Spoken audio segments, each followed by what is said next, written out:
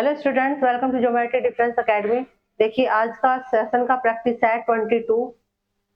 चलिए स्टार्ट करते हैं आज की क्लास।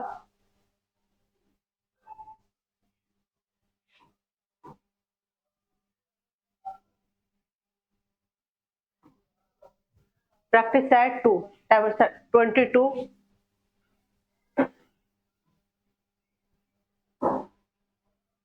देखिए हिंदी लैंग्वेज किस किस में आती है? आरएमएस में आती है भी बच्चों, ऑल इंडिया सैनिक, आरएमएस 9th क्लास के लिए, ऑल इंडिया सैनिक 6th क्लास के लिए, और जेएनवी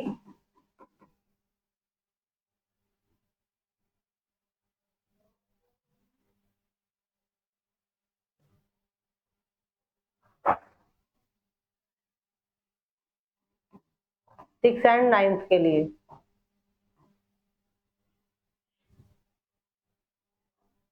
देखिए आज के सेशन का क्वेश्चन नंबर फर्स्ट, मोटा शब्द का अन्य लिंग रूप। देखिए कौन सा ऑप्शन करेक्ट हो जाएगा इसमें? ए ऑप्शन करेक्ट होगा, बी होगा, सी होगा या डी होगा। मोटा शब्द का अन्य लिंग रूप, मोटा पुल्लिंग है और इसका स्पेलिंग क्या हो जाएगा? ऑप्शन नंबर सी करेक्ट होगा, यानी कि मोटी है। पुल्लिंग में क्या आ जाएगा? जैसे मोटा है, मोटा का पुल्लिंग रूप की स्त्रीलिंग रूप बताइए। स्त्रीलिंग रूप ना देके अन्य लिंग रूप बोल सकते हैं कि अन्य लिंग रूप बताइए। जहां जाओगे मैं मिलूंगा, कहाँ? वहां, तहां, की या पर। कौन सा ऑप्शन करेक्ट हो जाएगा बच्चों? देखिए ऑप्शन नंबर ए करेक्ट होगा, बी होगा, सी होगा या डी होगा। कौन सा ऑप्शन नंबर करेक्ट हो जाएगा? जहां जाओगे मैं मिलूंगा, यानी कि ऑप्शन नंबर ए करेक्ट होगा, जहां जाओगे वहां मैं मिलूंगा। देखिए आईने खालिस्तान, क्या दोष? आईने का मतलब की, को, के लिए या का। ऑप्शन नंबर बच्चों कौन सा करेक्ट हो जाएगा? ऑप्शन नंबर करेक्ट होगा आईने का क्या दोष, यानी कि डी ऑप्शन करेक्ट हो जाएगा, आईने का क्या दोष। ना तो इसमें की सेट होता है, को नहीं होता, आईने को क्या दोष, आईने के लिए क्या दोष, यानी कि कौन सा करेक्ट होगा इसमें? आईने का क्या दोष। देखिए नेक्स्ट में, उसने भिखारी भीख दी, से, को, पर या फिर ने। ऑप्शन नंबर कौन सा करेक्ट हो जाएगा बच्चों? ऑप्शन नंबर करेक्ट होगा उसने भिखारी को भीख दी, यानी कि ऑप्शन नंबर बी करेक्ट होगा। यह 10 रुपए नोट है। फिलअप बहुत आते हैं, 5-6 क्वेश्चन 100% मिलेंगे फिलअप के इसी तरीके से, जो आप डेली यूज में यूज करते हैं। जैसे यह 10 रुपए क्या आएगा? की है, के है, से है या फिर का है। यह 10 रुपए का नोट है, ऑप्शन नंबर डी करेक्ट होगा। कुछ दे दो वाक्य में कौन सा सर्वनाम है? कुछ दे दो यानी कि उसमें कुछ भी हो सकता है, ठीक है।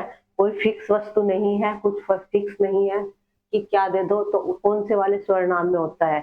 अनिश्चयवाचक सर्वनाम में होता है बच्चों, संबंधवाचक सर्वनाम में होता है, पुरुषवाचक सर्वनाम में होता है, या फिर निश्चयवाचक सर्वनाम में होता है। कुछ दे दो वाक्य में कौन सा सर्वनाम है, यानी कि ऑप्शन नंबर कौन सा करेक्ट हो जाएगा? अनिश्चय में, यानी कि जिसमें कोई फिक्स ना हो, किसी में कुछ भी आ सकता है, वस्तु आ सकती है, कोई कुछ भी आ सकता है। यानी कि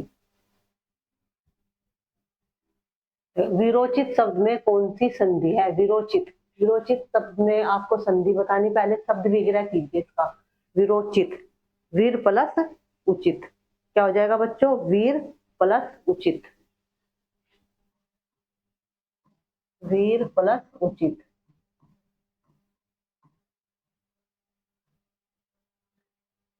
विरोचित, और जहां ओ की मात्रा, ठीक है, कौन सी होगी? यानी कि ओ की मात्रा आ रही है, ओ की मात्रा का लोप है, तो वो कौन सी संधि होगी? दीर्घ संधि होगी, वृद्धि संधि होगी, गुण संधि होगी या फिर यण संधि होगी। कौन सी संधि हो जाएगी बच्चों? गुण संधि, ठीक है बच्चों। जहां पे ओ की मात्रा बदल जाती है कि कौन सी संधि होगी?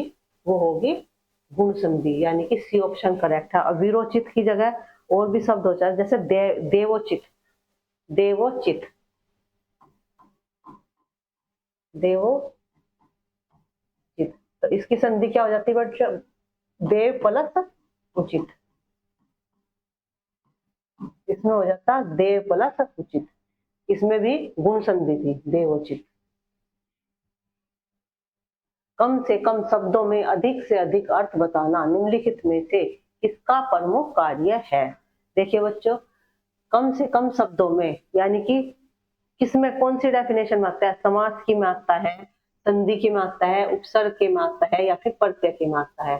देखिए, कम से कम शब्दों में अधिक से अधिक अर्थ बताना कि किस में आता है? ऑप्शन नंबर कौन सा करेक्ट है? ऑप्शन नंबर समय, ये समास का है। समास में होता है कि कम से कम अर्थ में क्या बताना है? अधिक से अधिक अर्थ बताना। ठीक है, कम शब्द में और अधिक अर्थ बताना, वो किस में कहलाता है? वो है समास में।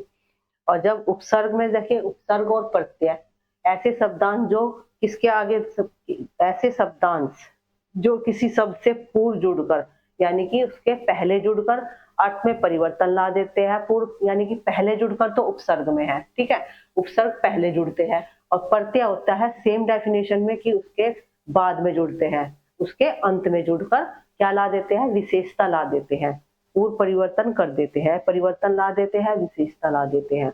ये उपसर्ग का हो गया और प्रत्यय का हो गया। देखिए संधि का क्या आता है? संधि दो वर्णों के परस्पर मेल से जो विकार उत्पन्न होता है, परिवर्तन होता है, उन्हें क्या कहते हैं बच्चों? उन्हें संधि कहते हैं। वाक्य में कितने अंग है? वाक्य के कितने अंग होते हैं? ठीक है, रचना के आधार पर वाक्य, अर्थ के आधार पर वाक्य, यह है वाक्य के कितने अंग है।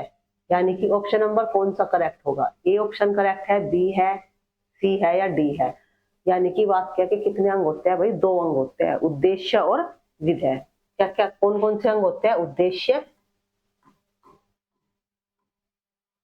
और विधेय।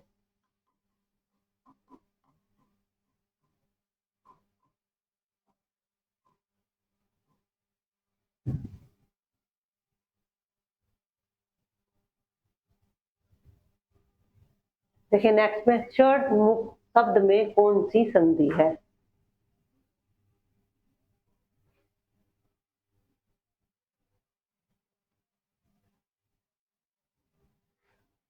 षड्मुख शब्द में कौन सी संधि है? ऑप्शन नंबर ए करेक्ट है, बी है, सी है या फिर डी है?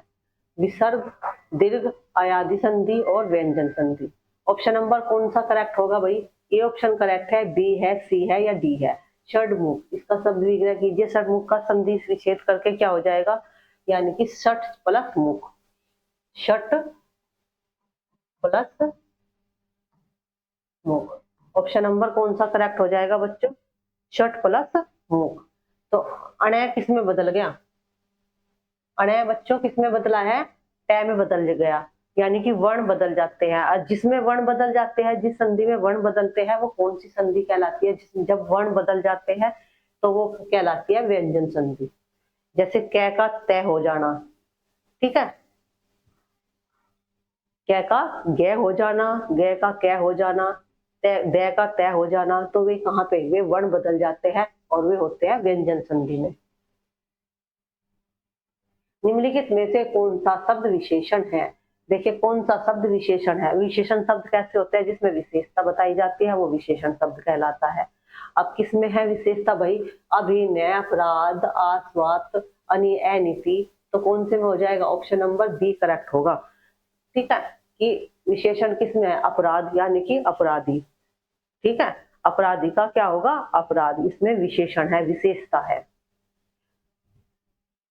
कर्ता, कर्ता का स्त्रीलिंग रूप है। कर्ता का कौन सा ऑप्शन करेक्ट होगा भाई? एक ऑप्शन करेक्ट है, बी है, सी है या डी है? ये पुल्लिंग है और आपको इसका स्त्रीलिंग बताना है। कर्ता, इसमें स्त्रीलिंग कौन सा हो जाएगा? कृति। ऑप्शन नंबर कौन सा करेक्ट होगा भाई? बी ऑप्शन करेक्ट हो जाएगा, कृति। कृति होगा कर्ता का स्त्रीलिंग, कृति।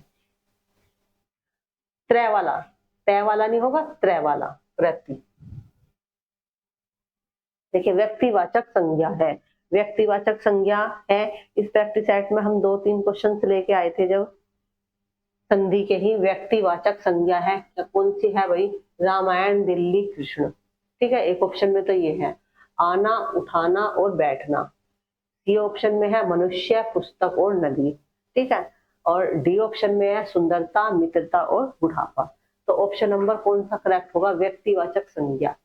जहाँ पे किसी व्यक्ति या स्थान या वस्तु का बोध हो, वो क्या कहलाते हैं? व्यक्तिवाचक संज्ञा कहलाती है भाई। अब देखो इनमें कौन सा है व्यक्तिवाचक में, ये भी नाम आ रहा भाई। ठीक है, दिल्ली शहर का नाम हो गया, कृष्ण, इसमें मनुष्य का नाम आ गया, इसमें व्यक्ति का नाम आ गया, यानी कि तो ऑप्शन नंबर कौन सा करेक्ट हो जाएगा? ए ऑप्शन करेक्ट होगा, व्यक्तिवाचक संज्ञा है। ठीक है, कौन सी है? व्यक्तिवाचक संज्ञा है। और बी में आना, उठाना, बैठना, ये है क्रिया, क्रियात्मक। ठीक है, मनुष्य, पुस्तक, नदी, ये है जातिवाचक।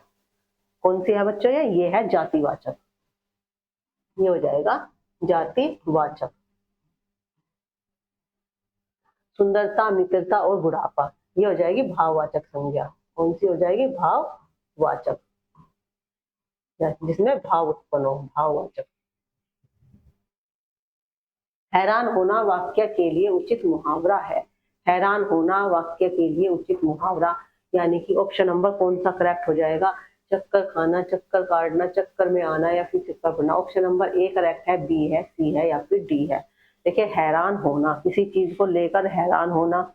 ठीक है, या फिर इसमें हो जाएगा कि किसी को ढूंढने में हैरान हो जाना, ढूंढ दे किसी को और उसमें क्या हो जाना? हैरान हो जाना। किसी चीज की तलाश कर दे, तलाश करने से हैरान हो जाना, यानी कि खाक छानना भी होगा हैरान होने का, कि खाक छानना। तो इसमें ऑप्शन में, चारों ऑप्शन में से कौन सा करेक्ट हो जाएगा? यानी कि चक्कर में आना। ऑप्शन नंबर सी करेक्ट होगा। सेम ऑप्शन है बिल्कुल, लेकिन इसमें क्या होगा? चक्कर में आना, हैरान, हैरानी में पड़ जाना, हैरान हो जाना। देखिए, लाइव क्लासेस के लिए RIMC, RMS, ऑल इंडिया सैनिक, यूपी सैनिक, इनकी कंप्लीट इंफॉर्मेशन के लिए आप कॉन्टैक्ट नंबर पे कॉल कर सकते हैं।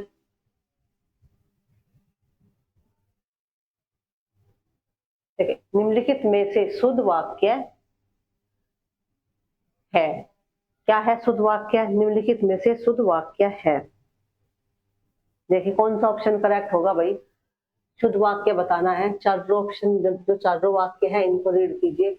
युधिष्ठिर धीरोदांत, और हमने कोलकाता जाना है, हम तो अवश्य ही जाएंगे, वह अपनी विवाहित पत्नी के साथ बाजार जा रहा था। तो ऑप्शन नंबर कौन सा करेक्ट होगा? जो वाक्य बिल्कुल करेक्ट है, शुद्ध वाक्य है। देखिए, फर्स्ट में युधिष्ठिर धीरोदांत, दांत नहीं होता, ये दंत होता है, दांत, दांत ऐसे। शुद्ध में क्या बनेगा? दांत, धीरोदांत। हमने कोलकाता जाना है, हमें कोलकाता जाना है, इसकी जगह क्या हो जाएगा? हमें। हमने की जगह क्या हो जाएगा? हमें। और हम तो अवश्य ही जाएंगे, वह अपनी विवाहित पत्नी के साथ, यानी कि विवाहित ना हटा के इसमें क्या कर देते?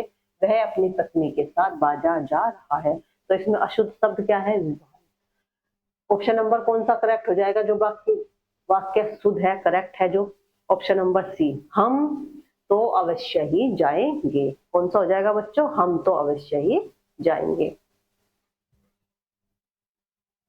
देखिए, हॉस्टल बैच के थ्रू भी आप प्रिपरेशन कर सकते हैं। सैनिक स्कूल, मिलिट्री स्कूल, यूपी सैनिक और नवोदय विद्यालय के लिए कंप्लीट इंफॉर्मेशन के लिए आप कांटेक्ट करें इस कांटेक्ट नंबर पर।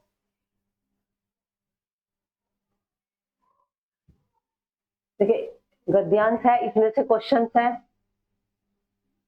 एक दिन एक व्यापारी भगवान बुद्ध के पास गया और उनको गालियां देने लगा। व्यापारी ने उनको बहुत अधिक गालियां दी, किंतु भगवान बुद्ध बिल्कुल चुप रहे। व्यापारी ने जब गालियां देना बंद कर दिया, तब भगवान बुद्ध ने उससे पूछा, भाई क्या आपके घर कभी कोई अतिथि आते हैं? उसने उत्तर दिया, हाँ आते हैं। तब भगवान बुद्ध ने उससे पूछा कि क्या आप उन्हें भोजन देते हैं? हाँ देते हैं, व्यापारी बोला। तब भगवान बुद्ध ने फिर उससे पूछा, मान ले आप अतिथि हो, जो कुछ दे वह उसे स्वीकार न करे। तो व्यापारी ने उत्तर दिया, आपका प्रश्न कितना हास्यास्पद है, अगर वे स्वीकार नहीं करेंगे तो वह भोजन हमारे पास ही रहेगा। तब भगवान बुद्ध ने धीरे से कहा, जो कुछ आप मुझे दे रहे थे वह आप अब आपके पास ही है। भगवान बुद्ध के इतना कहते ही व्यापारी बहुत लज्जित हो गया और उसने प्रण किया कि वह भविष्य में कभी बुरी भाषा का प्रयोग नहीं करेगा। तो ऑप्शन नंबर को देखिए बच्चों, क्वेश्चन है इसमें भगवान बुद्ध के पास कौन गया? कौन गया था भगवान बुद्ध के पास? व्यापारी, सब्जी वाला, दूध वाला या फिर आदमी? कौन गया था? एक दिन एक व्यापारी भगवान बुद्ध के पास गया। कौन गया था भाई बच्चों? व्यापारी गया था। तो ऑप्शन कौन सा करेक्ट होगा? ए ऑप्शन करेक्ट हो जाएगा। देखिए व्यापारी ने भगवान बुद्ध को क्या दिया? उसने क्या दिया था? व्यापारी ने भगवान बुद्ध को क्या दिया था? धन दिया था, गालियां दी थी, सोना और मिठाइयां। देखिए ऑप्शन नंबर कौन सा करेक्ट है? इसमें उन्होंने उसको गालियां दी, गालियां मिली थी। तो ऑप्शन नंबर कौन सा करेक्ट हो जाएगा? बी ऑप्शन करेक्ट होगा। आप उन्हें भोजन देते हैं, किसने कहा?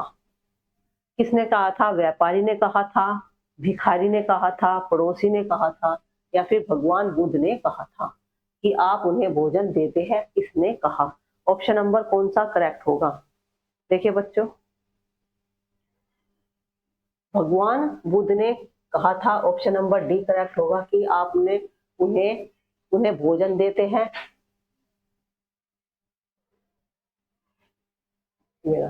आप उन्हें क्या देते हैं? भोजन देते हैं। तो किसने कहा था? भगवान बुद्ध ने कहा था।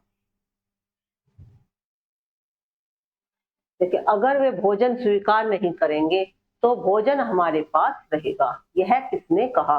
व्यापारी ने कहा, भगवान बुद्ध ने कहा, भिखारी ने या फिर पड़ोसी ने? कि यदि अगर वे भोजन स्वीकार नहीं करेंगे तो भोजन हमारे पास रहेगा। यह किसने कहा? तो ऑप्शन नंबर बच्चों कौन सा करेक्ट हो जाएगा? ए ऑप्शन करेक्ट होगा, बी होगा, सी होगा या फिर डी होगा? किसने कहा था? व्यापारी ने कहा था। व्यापारी ही पैसेज में मिला है भगवान बुद्ध को, और ये बात किसने कही थी? व्यापारी ने ही कही थी। तो व्यापारी ने क्या प्रण लिया? क्या प्रण लिया था व्यापारी ने? देखिए वह भविष्य में सबका आदर करेगा, वह भविष्य में किसी से बुरा नहीं बोलेगा, और वह भविष्य में गरीबों की सहायता करेगा, और वह भविष्य में सबको भोजन देगा। क्या प्रण लिया था? कभी भी कि वह भविष्य में किसी को बुरा नहीं बोलेगा, और वह भविष्य में सबका क्या करेगा भाई? सबका आदर करेगा। यानी कि वह भविष्य में कैसा भी हो कोई भी, वह भविष्य में सबका आदर करेगा। यही प्रण लिया था भगवान बुद्ध। इसने जो व्यापारी भगवान बुद्ध से मिले थे उस व्यापारी ने। देखिए वीडियो को लाइक कीजिए, अधिक से अधिक कमेंट्स कीजिए कि आपका कितना स्कोर बना, या फिर कोई प्रॉब्लम किस में है शेयर कीजिए, वीडियो को शेयर कीजिए। For watching. Okay students, thank you.